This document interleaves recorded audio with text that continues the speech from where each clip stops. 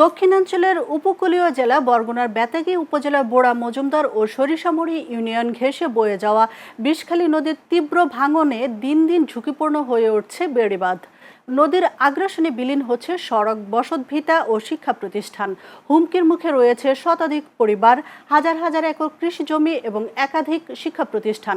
বরগুনা প্রতিনিধি মোহাম্মদ সোহরাব হোসেনের পাঠানো তথ্যচিত্রে বিস্তারিত প্রতিবেদনে। বিষখালীর উত্তাল ঢেউ যেন প্রতিদিনই গিলে খাচ্ছে নদী পাড়ের জনপদ। কালিকাবাড়ি থেকে ফুলঝুরি যাওয়ার একমাত্র নদী পাড়ের সড়কের বড় একটি অংশ ইতিমধ্যেই নদী গর্ভে বিলীন হয়েছে। জীবনের ঝুঁকি নিয়ে চলাচল করছেন স্থানীয়রা।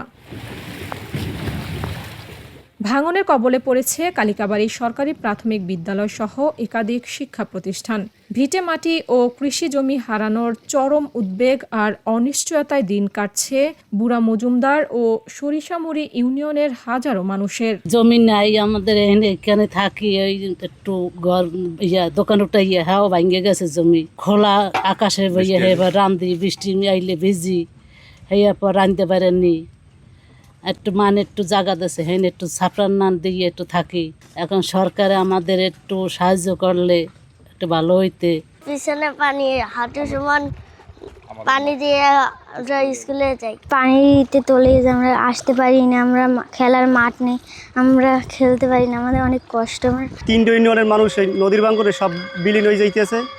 যেহেতু এই অবদাটা নামিয়ে গেলে অন্তত 50,000 মানুষ আবার বিপদে পড়ে যাবে। দ্রুত টেকসই বেড়িবাঁধ, ব্লক ও জিও ব্যাগের মাধ্যমে স্থায়ী নদী প্রতিরক্ষার দাবি স্থানীয়দের। নদীর পার্শ্ববর্তী স্থানে 3টি প্রাথমিক বিদ্যালয় এবং 2টি মাধ্যমিক বিদ্যালয় রয়েছে। তো কিছুদিন পরেই বিদ্যালয়গুলো নদীর পানিতে তলিয়ে যাওয়ার অবস্থায় বর্তমানে। এখানেও বাড়ি ছিল অনেকগুলো, বাড়িগুলো চলে গেছে।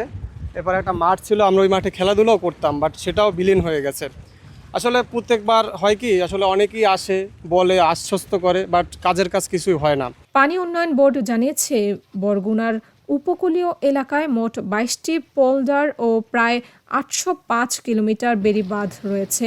এর মধ্যে 17 কিলোমিটার অত্যন্ত ঝুঁকিপূর্ণ।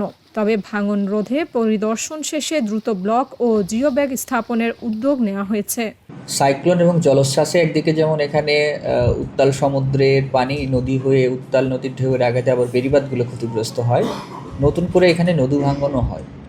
তো যে জায়গাগুলো আগে ভাঙন কবলিত ছিল সেখানে আমরা ইতিমধ্যে 12 কিলোমিটার জায়গায় টেকসই বেড়িবাঁধ বা ব্লক দিয়ে কাজ করছি। নতুন করে যে জায়গাগুলো ভাঙন কবলিত হয়েছে সেই জায়গাগুলোতে আমরা প্রকল্প প্রস্তাবনা দাখিল করেছি। প্রতি বর্ষায় আতঙ্কের নাম বিষখালী। ভাঙন রোধে অস্থায়ী কোনো আশ্বাস নয়, দ্রুত টেকসই ও স্থায়ী নদী প্রতিরক্ষা ব্যবস্থার দাবি উপকূলীয় অঞ্চলের ক্ষতিগ্রস্ত বাসিন্দাদের। Channel S news desk.